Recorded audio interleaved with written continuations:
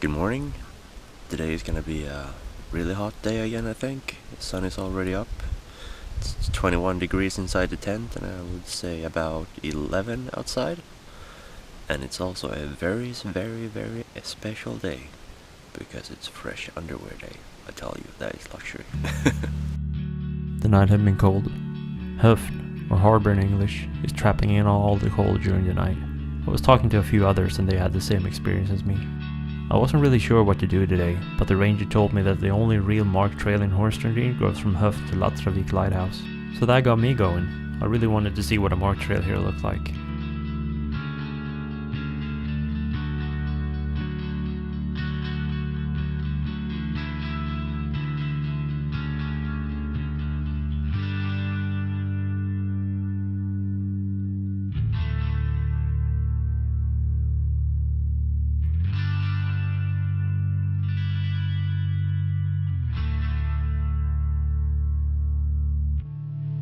When I came back I had lunch in the sun. The only real problem I have with the Höfn campsite is that it's full of flies during the day. Fortunately enough, they leave during the night. After I finished my lunch, I started walking over to my exit. I spoke with the ranger and she said that there might be a possibility for me to get on an early boat, even though I had a couple of days left. I was so far ahead of schedule at this point.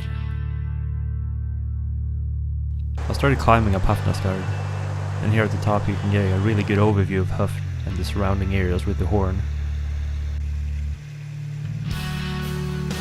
The walk from here and over to Veiðileysufjörður is really beautiful. There's a lot of waterfalls, scenic views, and also a lot of snow patches you get to walk on.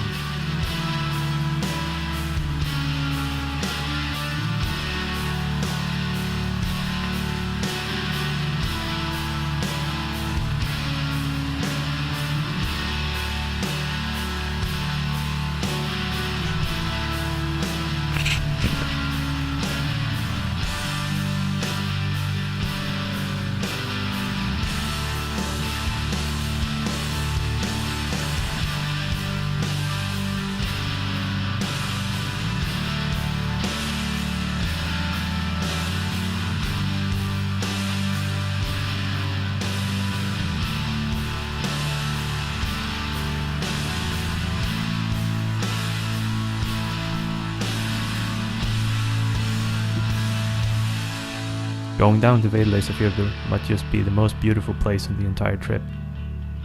It's really hard to explain, but the colors and the waterfalls and the entire atmosphere here. You really have to live it to understand it. A lot of people come in from Veiðileysufjörður and go over to Höfn, but I would really recommend going the other way around. This place is amazing. When I reached the campsite, I soon figured out there weren't a lot of places to pitch the tent. There were actually a couple of tents here already, and this is a small campsite. So if you're coming here late in the day, you might end up in a really bad spot. I was lucky enough to find a small patch where the ground wasn't leaning too much, but let's say that the night wasn't too comfortable. Some of my gear was starting to show wear, especially the socks, they weren't really good.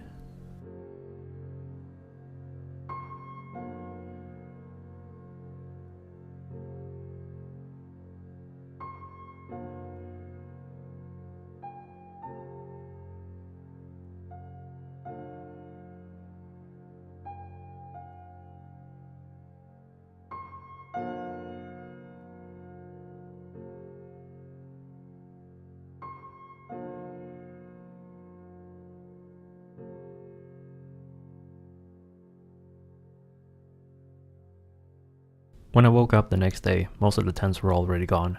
There was just one tent left. I slept in and I had no rush to do anything. My left foot was hurting a little from the descent yesterday.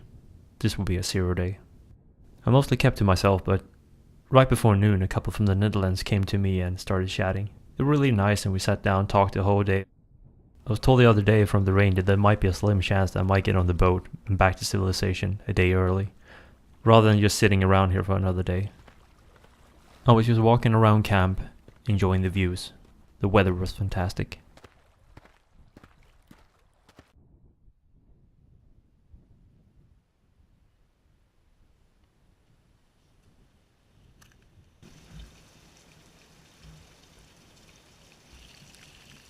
I came to the small waterfall, It was actually good enough to have a shower in it.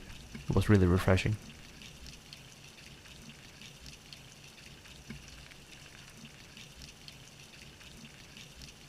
The sun was starting to set. We could hear a faint noise in the distance. An engine. We soon saw the boat on the horizon. It was about 2 hours late.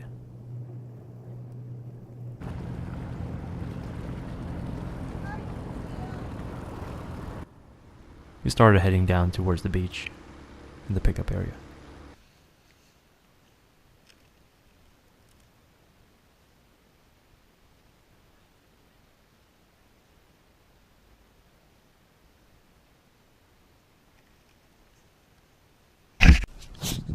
So yeah, this was a bit of a bummer. The boat was full, so I didn't manage to get on. So basically here on the 7th day, I've been sitting around, hanging around camp, talking with a couple from the Netherlands, which were super awesome. So we had lunch together, talked about a bunch of stuff, having a great time.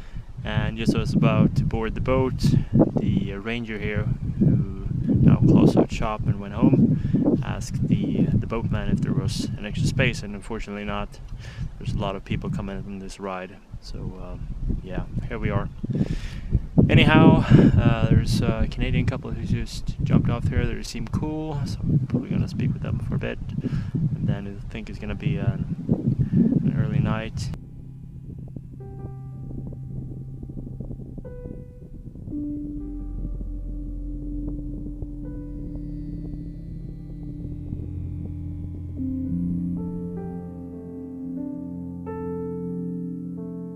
It was the last day of the trip. The sun was up again, and I was laying in a really hot tent. That's what woke me up. I brought out everything and dried it up. It wouldn't make no sense to bring back wet stuff with me if I didn't have to. I didn't feel like hiking at all today, but I got told last night from the Canadians that I should be hiking. So with that in my head, I looked at the surroundings and on the map. Hornstrandir. That looks okay. I'll just go over there and have a quick look at the ruins.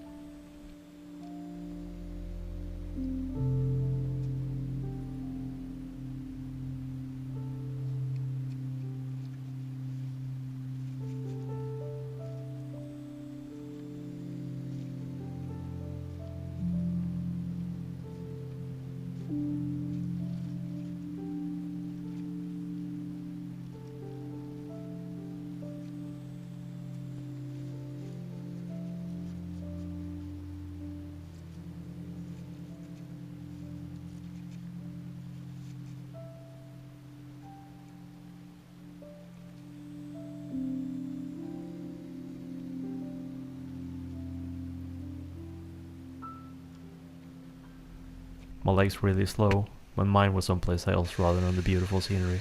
Not until I crossed the water and over towards Hornstrandir, my body went into hiking mode. I picked up the pace and I got eyes on Hornstrandir. I now saw the place was full of Arctic terns. I'm not going near them if I don't have to. They're quite aggressive. I was actually thinking of going back to the campsite, but then a feeling came to me. I need to do something useful my last day here in Hornstrandir. Tufla, 400 meters high, right next to me. The climb was steep and there were no routes here. It took some time to get up there, but it was very much worth it. I took a breather and headed up north to link up with the trail that I walked down 2 days ago. On my way there I met up with this bird. I think it was a golden plover. It was following me around as I was walking down towards the trail. I decided to have a quick chat with him.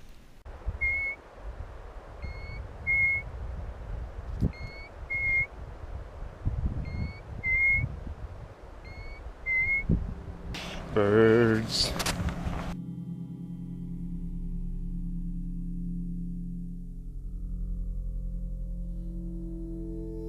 Back at camp again, it was just a waiting game.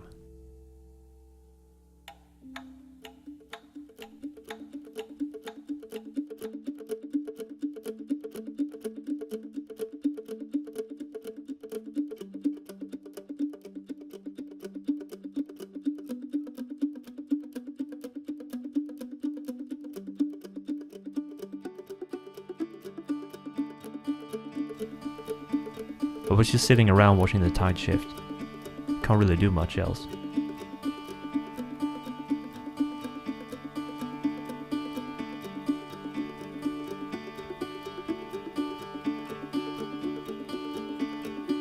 started hearing that noise in the horizon again, the familiar noise of an engine. The boat was here.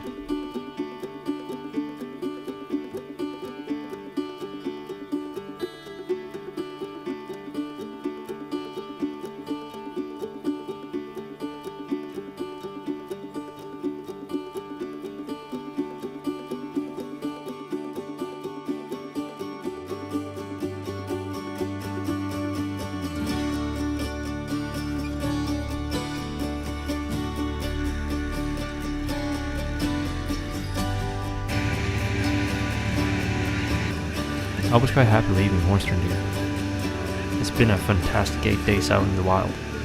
Pretty much alone the entire time, apart from a few meetups with other hikers. I don't think I will be going back anytime soon, but Iceland will always be in my heart. It's a fantastic place. You should visit.